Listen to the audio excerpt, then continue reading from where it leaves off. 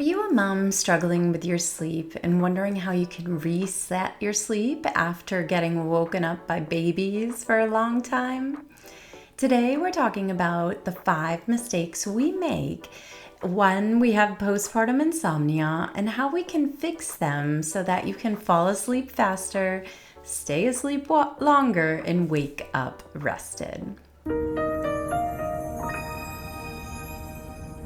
If we haven't met, I'm Tara Gregorio, certified women's herbal educator with Dr. Aviva Ram and mama of twins. And on this channel, we talk about natural remedies for women and children's health.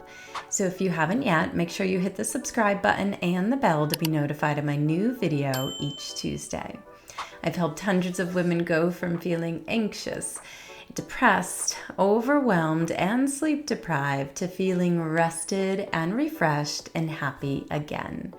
We use a variety of tools such as herbal remedies and holistic strategies to help you recover from pregnancy faster. So if you are struggling with insomnia, I have a freebie for you today, How to Heal Postpartum Insomnia in 5 Steps. Make sure you grab that freebie below. So today I'm sharing the 5 mistakes we make when we struggle with postpartum insomnia. Now I've made all these mistakes, so don't worry about it. And I'm here to share them with you so that you don't make them as well. So let's talk about the mistakes we make in the postpartum time affecting our sleep. Number 1, we don't know we have trauma. We don't know we have trauma. I had no idea of the word of trauma, of being triggered, of nervous system regulation.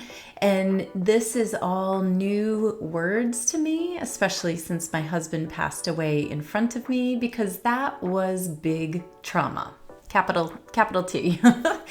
But sometimes there's little trauma that happens throughout your life, and after childbirth, you're re-triggered. And then you'll notice as your children grow, you're consistently triggered by your children, by your partner, by your family members. You're consistently overwhelmed because we're hearing and seeing things that are from a traumatic event we've had before. So the first mistake we make is not knowing we've had trauma. Now, how can you know you've had trauma? For me, if I think about the postpartum time, I had this experience in college that I'm not going to share, but it was traumatic. So trauma is when something happens too fast, too soon, and maybe too much of it, or potentially maybe too little of it. So it's something that's too much for you, for your nervous system, for your body, for your age, and it happens too fast, right? So someone dying in front of you is trauma. It happened too fast and it was too much. I literally froze. That's what happens, right? You freeze. But there was another trauma that happened in college that I didn't understand was trauma. So if you're having a recurring thought that you keep pushing away, most likely that is trauma. Or if you already know you've had trauma, then this is potentially what's keeping you awake at night. So we want to release this trauma, right? And there's many, many different ways to do that. Therapy is one way to do that. I did EMDR therapy, which was a little healing. It was absolutely healing. But then there's other things that you can do to release this trauma. And the trauma is kept in your body. And when does it come out? When you're quiet, which is at nighttime. So the first thing you could do is just start writing about it. Writing about those thoughts that keep coming up. Instead of pushing them down, can you express them? Can you draw? Can you dance? Can you sing? Can you paint? Can you express that trauma in some artistic, feminine way to release it out of your body? Can you write about it? There are many different ways that you can release this trauma. For my children, we did art therapy. They drew about it. And then we did movement therapy. So my son created a video game. So there's many different ways to express this trauma, but you're trying to get it out of your body rather than holding it inside, which is causing insomnia. Does that ring true to you? Let me know in the comment area below with a heart, and I'll know that this hit home for you, right? So some other mistakes we make is we don't know about nervous system regulation. So when we've had trauma, we're in a state of fight or flight, right? We're just overwhelmed. We've got too much going on. We can't even pause. Now, I remember doing dishes while eating because the house was such a mess. And we own two businesses. We had twins. The dishes are piling up. I was literally eating dinner while doing dishes. So that is in a state of fight or flight and just overwhelm, extreme overwhelm. So we don't know how to step back in order to heal. We don't know how to calm our nervous system. When you learn tools and techniques to calm your nervous system, you'll be able to pull from that toolbox and say, okay, this is what I need now. Additionally, as a menstruating woman, which I assume you are, then you work on a 4-week cycle. So the first week of your period, you may feel a little down or just need rest. The second week, you might feel amazing, like you could do anything. The third week, you might notice after you ovulate that changes start happening. And then the week before your period, you might notice that you get much more insomnia. And that is a true sign of low progesterone, which we're going to dive into in an upcoming video about your hormones. So we really need to look at, when is this insomnia happening? Is it every single night, or is it just monthly? Okay, that's one thing to ask. Also, is there something you're doing during the day that's creating insomnia? In last week's video, we talked about how diet and supplements are extremely important. So we want to take the full picture of why you can't sleep, right? Trauma is number one, but also calming our nervous system can help us heal faster.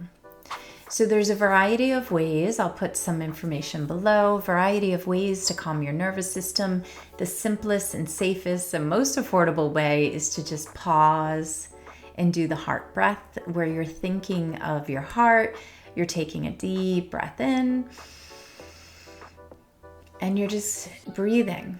That's all you're doing. Your mind will go 100 miles a minute. You're trying to potentially look out in the distance and see nature, ideally, and then look at something closer to you that feels safe, right?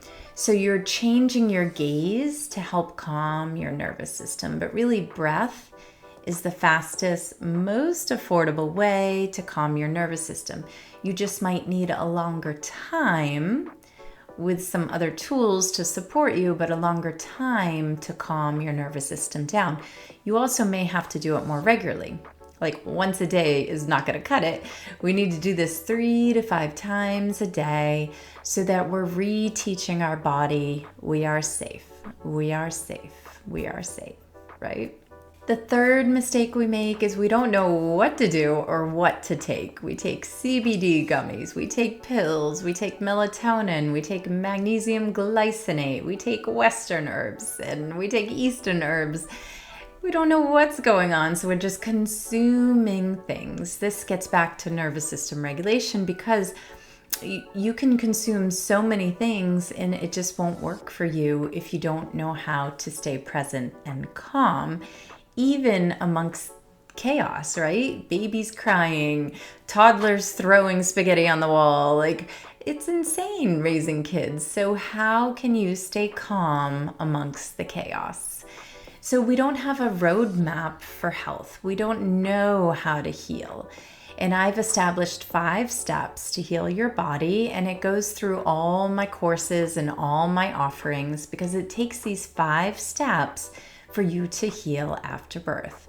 I'll go through them quickly right now. So diet is always first, taking the right supplements, nervous system regulation, which we talked about, herbal remedies, homeopathy, and maybe even amino acids for your specific symptoms, and then gut healing, because we know your gut produces serotonin, which will help boost your mood and heal your sleep. So we need all of those 5 steps in order to heal your body.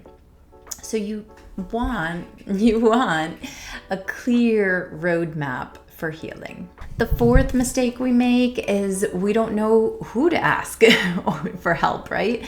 We see therapists, we see naturopaths, we see all sorts of people, and it's really hard because nobody understands what you're going through. But I've been where you are and am now healed. Additionally, I had the trauma of my husband passing in front of me, which taught me all about trauma and nervous system regulation. A year and a half after he passed, I had the experience of long-term Lyme, mold, heavy metals, and heavy metal toxicity.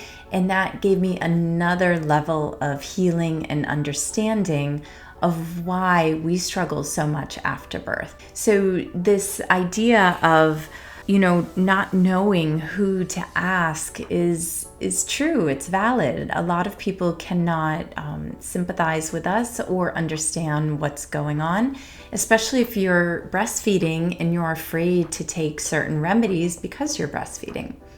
So I do help moms find the right remedy based on whether they're breastfeeding or not. So I want you to think about who you've asked help from and what did you learn from them, because it's a healing journey, right? So we take something from each person we meet and we learn from each person. And that's the healing journey. That's the motherhood journey, the hero journey of how you're healing your body. So even though you've met with a lot of people and they may or may not have helped you, just think about the one thing that they have taught you and carry that with you. And then think about what you need next and search for that individual to help you with that next healing level. All right, the fifth mistake we make when we're struggling with postpartum sleep deprivation or insomnia is taking the wrong SSRIs.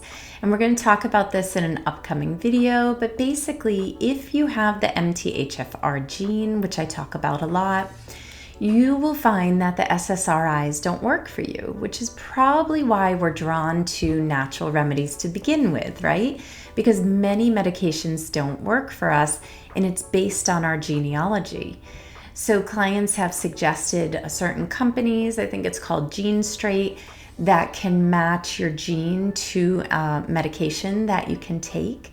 But sometimes it works and sometimes it doesn't work.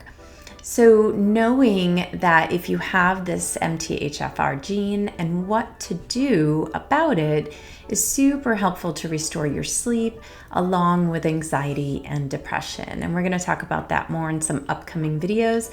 But if you head over to my blog post as well and search for MTHFR gene, you could read more about it. This seems to be the key and why we struggle with anxiety and depression after childbirth. So if you enjoyed this video, please let me know your number one takeaway in the comment area below. Again, don't forget to grab your freebie, the 5 root causes to heal postpartum insomnia. And let me know if you have any questions in the comment area below. I'd love to help you. Thank you.